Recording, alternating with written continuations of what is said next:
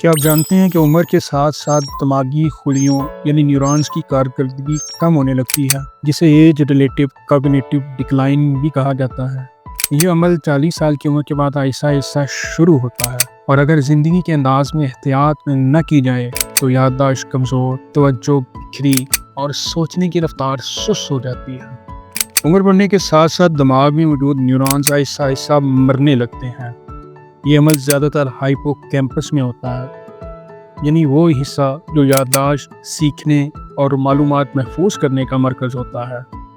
ان کی بڑی وجہ آکسیڈیٹیو سٹریس، مائٹوکونڈریا کی کمزور کارکردگی اور نیورونز کی ریپیئر کیپیسٹی میں کمی ہوتا ہے۔ ایک تحقیق کے مطابق جو لوگ میڈیٹرینین ڈائٹ یعنی زیتون کا تیل، مچھلی، میوہ جات، سبزیاں اور مکمل اناج کھاتے ہیں، ان کی دماغی یادداشت کی صلاحیت ان لوگوں سے 23% بہتر تھی جو عام خوراک کھاتے تھے۔ ایک اور تحقیق میں بتایا گیا ہے کہ جو لوگ روزانہ 7 سے 8 گھنٹے نیند لیتے ہیں، ان کے دماغ میں ایمیلوئڈ پروٹین جو الزائمر سے متعلق ہیں کم بنتے ہیں، جس سے یادداشت بہتر رہتی ہے۔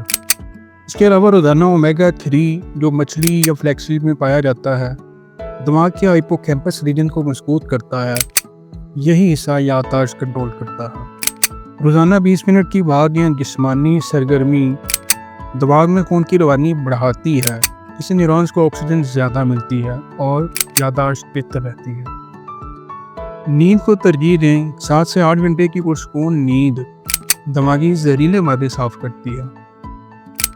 اسکرین ٹائم محدود کریں۔ زیادہ موبائل یا ٹی وی کا استعمال توجہ اور میموری کے نیورونز کو سست کرتا ہے۔ اگر آپ دماغ کو جسم کی طرح ٹرین کریں، اچھی خوراک، نیند اور نئی چیزیں سیکھیں تو عمر کے ساتھ ساتھ یادداشت تیز رہے گی، کمزور نہیں ہوگی۔